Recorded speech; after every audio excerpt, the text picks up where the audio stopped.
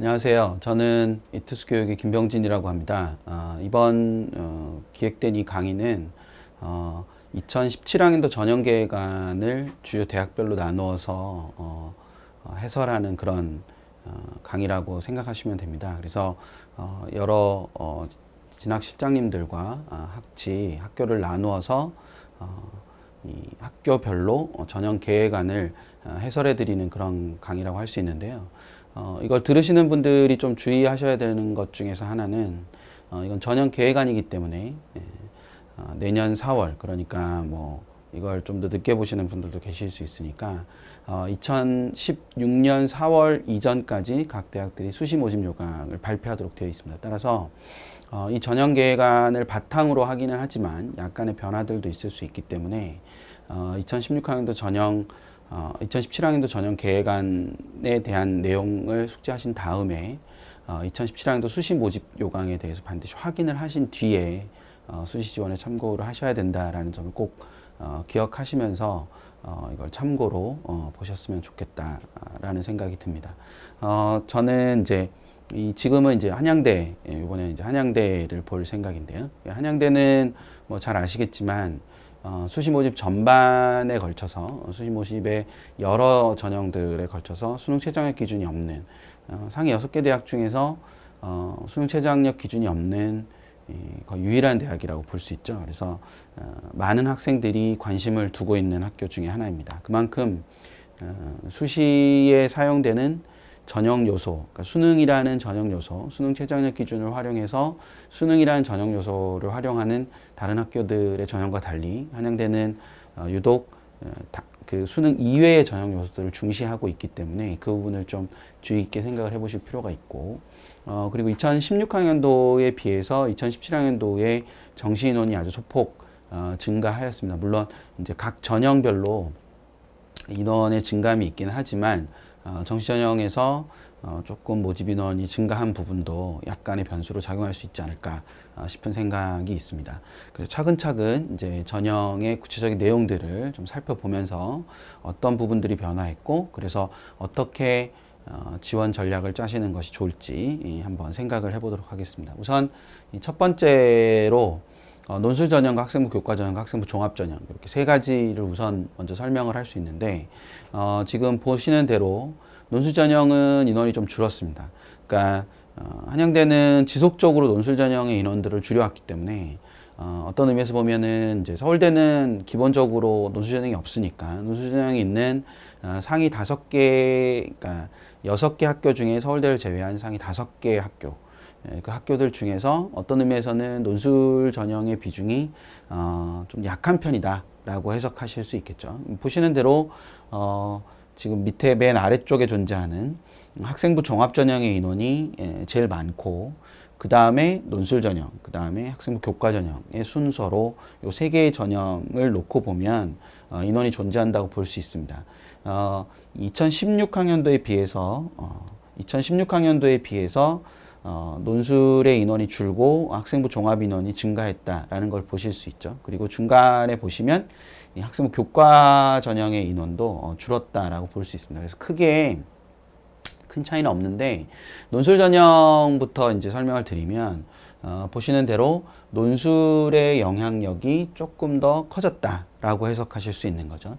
이 한양대에서 지금 잘 보시면 이 학생부 종합평가와 학생부 종합평가라는 단어가 들어가 있습니다. 그러니까 이 학생부 종합평가라는 것이 실제로 논술 전형에서 다른 학교들이 교과 점수를, 그러니까 교과 등급, 그러니까 학생부 내의 교과 성적을 정량화해서 반영하는 반면에 한양대 같은 경우는 전통적으로 이 학생부 종합평가라는 것을 이용해서 실제로 그 학생부 점수를 반영을 해왔습니다. 그래서 여기서 말하는 학생부 종합평가, 여기서 말하는 학생부 종합평가는 이 학생부 종합전형과 논술 전형으로 차이는 있지만 실제로 학생부 종합평가의 그 내용은, 구체적인 내용은 큰 차이가 없다고 볼 수 있습니다. 한양대에서 이제 한양대 입학처에 가시면 한양대는 기본적으로 그런 그 소개 동영상이나 이런 것들을 굉장히 잘 활용하고 정보를 많이 공개하는 대학 중에 하나인데, 실제로 한양대 입학처 홈페이지에 가시면 이 종합전형, 종합평가가 무슨 의미인지를 표현하는 그런 내용들이 동영상으로 소개가 되고 있습니다. 근데 이제 저희가 현장에서 보는 느낌은 학생부 종합평가 안에는 교과 영역에 대한 평가만 존재하는 것이 아니라 비교과 영역에 대한 평가가 굉장히 많은 비중을 차지한다고 볼 수 있습니다. 그것은 아무래도 이 가운데 보이시는 학생부 교과 전형이 분명히 존재하기 때문에 이게 명확한 학생부 교과 전형의 이 평가 요소를 학생부 교과라는 전형 요소를 가지고 있는 학생부 교과 전형이 존재하다 보니까 상대적으로 여기서 논술이라든지 학생부 종합 전형에서는 비교과의 영역들을 활용해서 평가를 하려는 경향이 강하다고 보실 수 있겠습니다. 물론 잘 아시겠지만 이런 학생부 종합평가라는 이 표현 속에는 물론 교과에 대한 평가도 들어가 있습니다. 그런데 그 교과에 대한 평가가 한양대 같은 경우는 학교 측에서 밝히고 있는 것과 실제로 현장에서 학생들이 합격하는 것들을 보면 이 교과 부분에 있는 세부능력 특기사항에 굉장히 주목을 많이 하고 있다. 그래서 그 세부능력 특기사항에 나타나 있는 학생들의 구체적인 학업에 대한 성취도라든지 학업 능력, 그리고 적극성 이런 것들을 굉장히 중요하게 판단한다라는 것들을 좀 염두에 두시면서 이 고려를 하시는 게 필요하지 않을까. 그래서 이 정리를 하자면 논술 전형은 논술의 비중이 상대적으로 좀 더 높아졌다. 하지만 수능 최저학력 기준이 없는 상황이기 때문에 이 상위 6개 학교 중에서는 유일하게 수능 최저학력 기준이 없는 논술 전형을 가지고 있기 때문에 실제로 한양대를 이 정시에서 또는 이 어떤 여러 가지 경쟁력에서 한양대를 지원할 수 있는, 한양대에 합격할 수 있는 그런 학생들이 주로 지원한다기보다는 한양대를 도전하는 그런 친구들이 좀 많이 관심을 갖고 있는 전형이지 않을까라는 생각이 좀 들고요.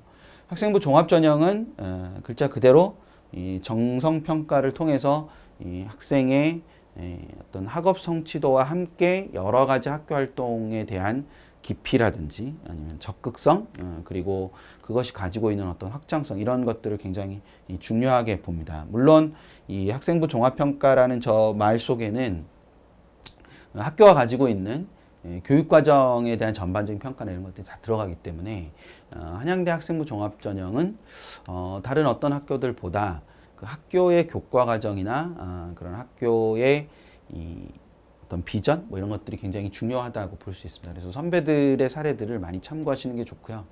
2017학년도에 한양대가 보이고 있는 변화의 가장 큰 포인트는 이 학생부 교과 전형의 전형 방식이 변화했다라는 것이 굉장히 큽니다. 그러니까 학생부 교과 전형의 전형 방식이 지금 여기 보시는 대로 교과 100%에서 단계별 전형, 즉 일괄 전형에서 단계별 전형으로 변화했다라는 걸 볼 수 있는데 단계별 전형이라는 건 1단계 합격자를 먼저 내고 그 합격자들을 대상으로 2단계 사정을 따로 하는 거죠. 이걸 사정이라 그러는데 그 사정을 따로 하는 건데 지금 잘 보시면 이 통상적인 단계별 전형은 1단계에서 2단계로 넘어갈 때 1단계 점수를 안고 가는 경우가 굉장히 많은데 2017학년도에 한양대 학생부 교과 전형은 1단계에서 학생부 교과 등급으로 평균 등급 교과 점수로 100%를 활용해서 3배수의 인원을 뽑은 뒤에 2단계로 넘어가면 면접 100%로 그 합격자를 가려내게 됩니다.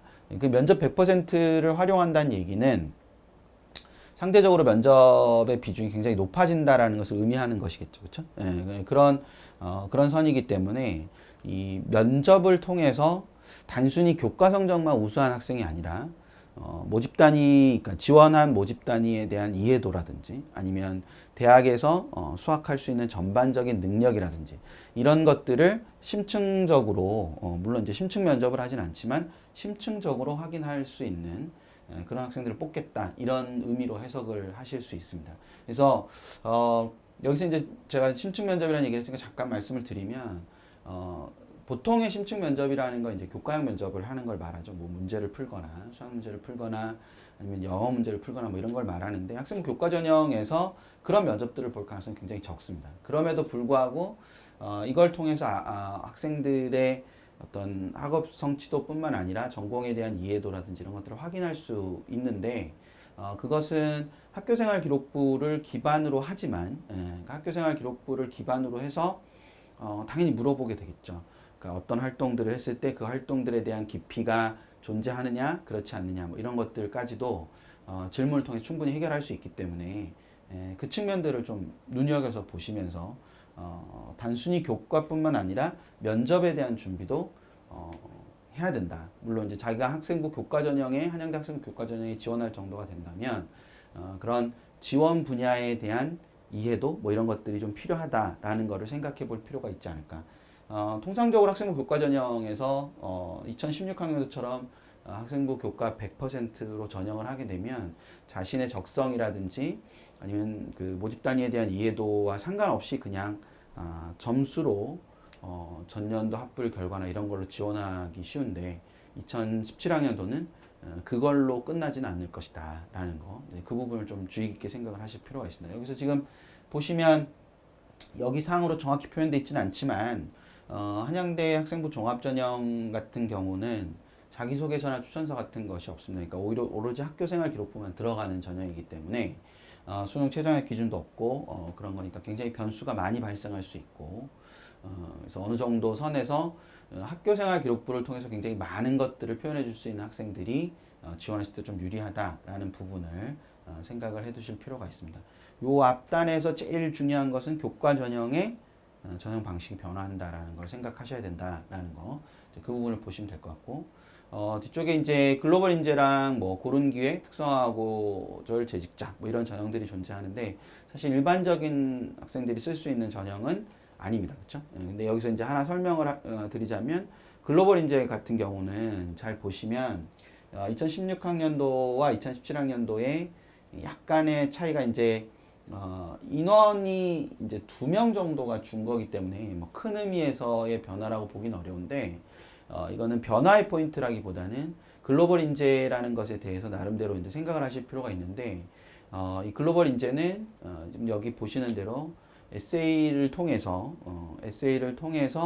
3배수의 인원을 뽑고 외국어 면접을 하는 전형입니다. 그러니까 어떤 의미에서 보면은 이제 보통 통상적으로 이제 앞에서도 제가 말씀드렸지 상위 6개 학교를 보통 잡을 때 그 6개 학교 중에서 물론 이제 고대 특기자나 고대 국제인재나 연대 특기자 전형이 있지만 실제 1단계에서 외국 에세이를 하는 경우는 한양대가 유일합니다. 즉 바꿔 말하면 외국 에세이를 통해서 이렇게 뭔가 도전을 해보고 그리고 또 한편으로 그걸 통해서 이 합불에 어떤 영향을 미칠 수 있는 가장 높은 학교가 한양대라고 볼 수 있기 때문에 그만큼 에세이 준비나 이런 것들이 돼 있는 친구들은 한양대에 이렇게 많이 지원할 수밖에 없다는 거죠. 그러니까 그만큼 경쟁이 치열해질 수 있으니까 이런 전형을 생각하고 있는 친구들은 상대적으로 준비를 좀 많이 하는 그런 게 필요하다라는 것도 아울러 생각을 해주시면 될 것 같습니다.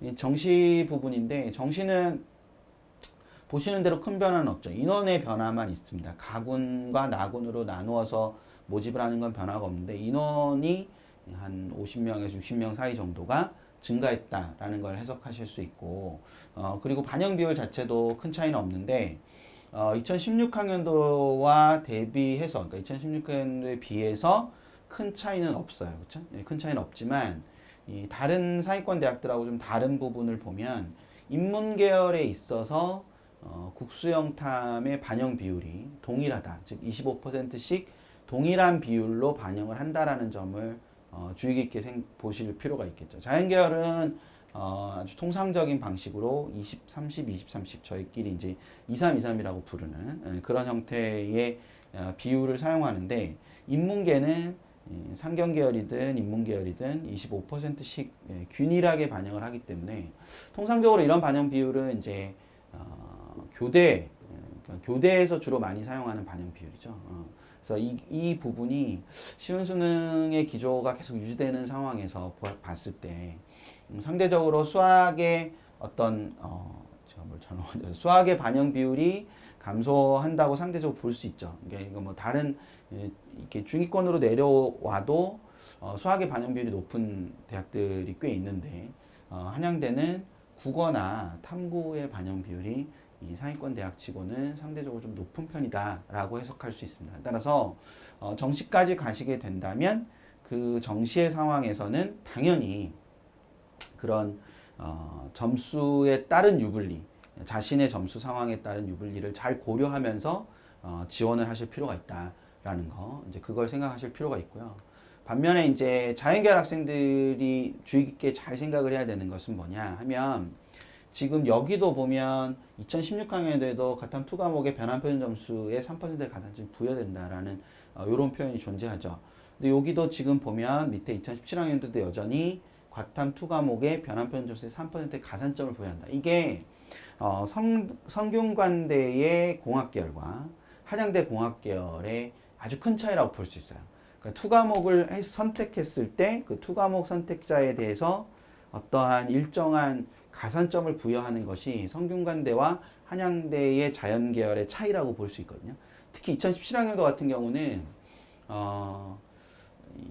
투 과목, 그러니까 서울대의 과탐 방식, 그 점수 계산 방식의 변화가 좀 존재하죠. 그 서울대의 과탐 계산 방식의 변화와 더불어서 이 한양대에 지원하는, 정시 지원을 하는 층의 어떤 그러니까 지원을 한 층 자체가 겹칠 수 있는 요소를 가지고 있는, 특히 이 서울대가 가군이니까 나군 한양대의 그 공학계열의 모집단위는 서로 이렇게 겹치는 인원들이 발생할 수 있다. 그래서 원 과목을 2 과목 하는 친구들이 성균관대에 더 많이 몰리고, 2 과목을 하나 하거나 또는 2 과목 2개를 하는 친구들이 서울대를 쓰고 안정 지원을 한양대에서 하게 됐을 때의 어떤 층의 변화, 뭐 이런 것들이 존재할 수 있기 때문에 그러니까 지원층의 변화가 그 관계들까지 생각을 하셔야 된다. 그래서 특히 2학년에서 3학년 올라가는 지금 이제 겨울을 맡고 있는 친구들 입장에서는 탐구 과목을 어떻게 선택해야 되느냐, 뭐 이런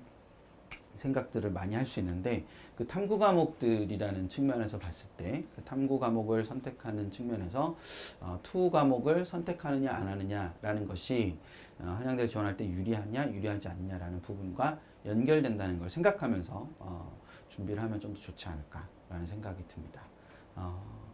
아무래도 이제 수시에 관심이 많으실 테니까 앞서 이야기한 그 수시와 관련된 부분 이렇게 간단하게 정리하면서, 한양대는 전반적으로 수능 최저학력 기준이 없다. 그리고 특별한 서류가 존재하지 않은 상황에서 일반적인 학생들이 지원하는 논술 전형과 학생부 교과 전형과 학생부 종합 전형이 진행되기 때문에 상대적으로 준비는 더 간편한 편이지만 상대적으로 이제 변수는 많이 발생할 수 있다. 대신 이제 그 변수가 덜 발생하는 학생부 교과 전형의 경우 2017학년도에 면접 100%로 2단계의 합격자를 선정하기 때문에 그렇게 되다 보면 변수가 또 발생할 수 있는 요소가 있다라는 것을 염두에 두시면서 한양대는 기억을 해 두시면 될 것 같습니다. 한양대 편은 여기까지 하도록 하겠습니다. 들어주셔서 감사합니다.